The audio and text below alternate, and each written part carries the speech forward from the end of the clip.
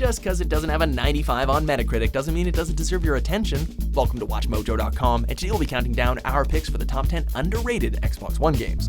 Are you a fan of this video? Be sure to subscribe to catch our latest show, The Bolt to E3. 4 gamers take an epic road trip from San Fran to LA, gaming all the way. Watch the whole series now on WatchMojo.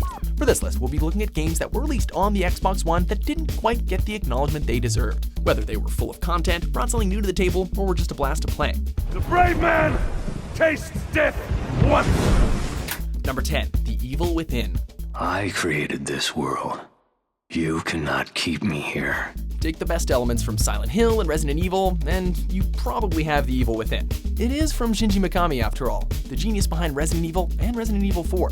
And while it was a bit muddled in its reception, there's definitely a lot to love here. Some of the monsters will straight up make you freeze in terror, and the audio cues for certain types of enemies will make your bones shiver in fright. So, when you're playing, you're basically always on edge, and there are plenty of moments when all you can do is run, which makes the moments where you actually get to blast something's head off with a shotgun tremendously satisfying.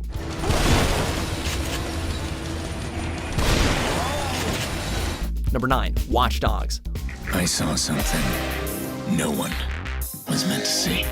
Watch Dogs definitely got a bad rap at launch, mostly because the graphics didn't seem to quite match up with what we were seeing at E3. And by now, people were getting a little bit tired of open world games. But don't let that deter you too much. There's a lot of content in Watch Dogs, and it can keep you playing for hours and hours. Most notably, your hacking abilities add enough variance to the way combat and chase sequences pan out, so they never really get stale in comparison to other games of the genre. And this is true whether you're hacking into someone's grenade to remotely detonate it, or changing traffic lights to cause an accident. Plus, if you already got your fill of the more action-oriented stuff, there's also plenty of environmental puzzles to keep you busy.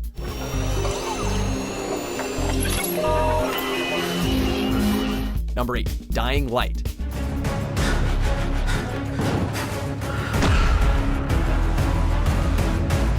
Zombies? Check. Open world? Check. Parkour? Double check with a backflip.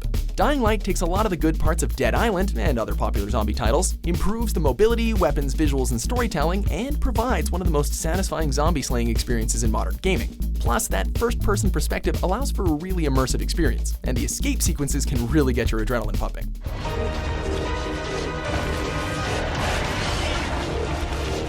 Running from the Dead probably doesn't get much better than this, especially if you bring a few friends. Number 7, Raiden V.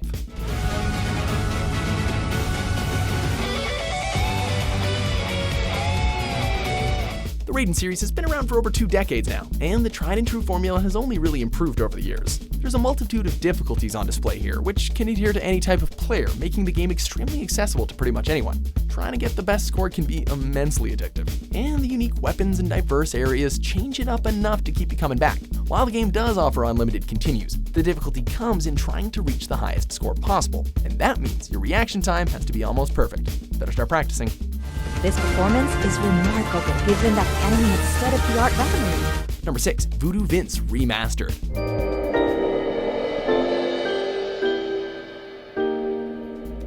There's nothing quite like that rush of nostalgia when an old game gets a good remaster. Take Voodoo Vince, for example, which is back after 14 years and many fans couldn't be happier. While the gameplay offers little more than your run-of-the-mill platformer, it shines with its wacky personality, style, and puzzle solving.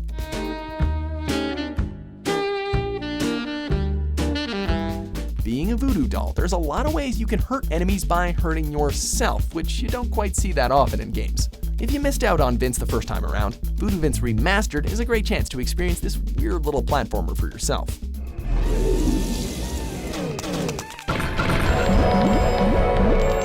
Number 5, Mad Max. Attack! That one hit could cause a cleansing inferno!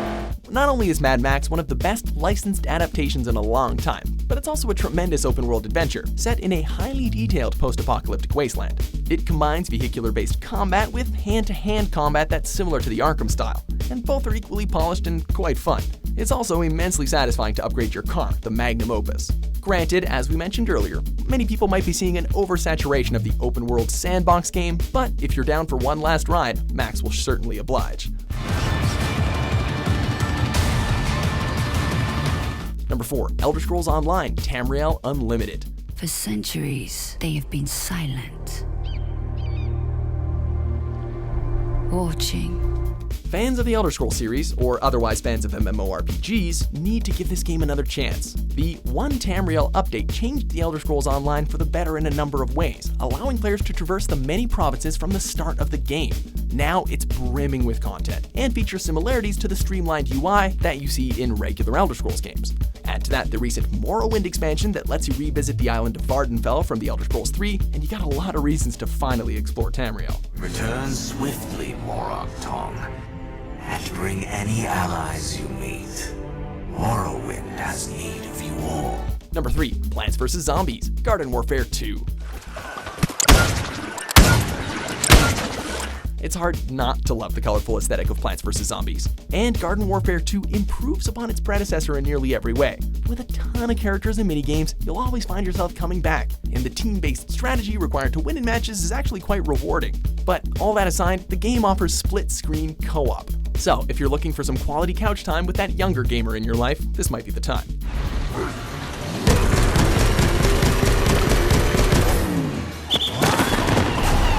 Number 2, Warframe. Captain Vor has lived under suspicion of possessing Orokin technology that grants him powerful abilities.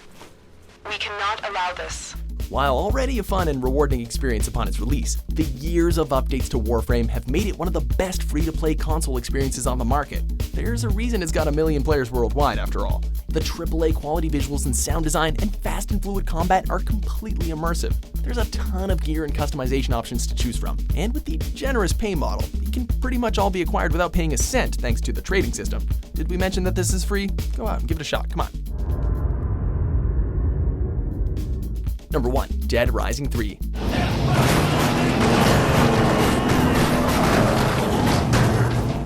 Yes, there's really nothing like putting a cone on a zombie's head and hitting him with a broom. Dead Rising 3 offers a staggering amount of weapon and costume varieties, and enough zombies to test them out. While it received a somewhat lukewarm reception as a near-launch title for the Xbox One, longtime fans of the series that stayed away definitely need to give this one a fair shake. In this iteration, there are hundreds of zombies on screen at one time, and the open-ended gameplay lets you experience the game pretty much any way you want. Do you take the apocalypse seriously and eliminate the threats efficiently, or do you put on a Mexican wrestler outfit and body slam the undead? Choice is yours.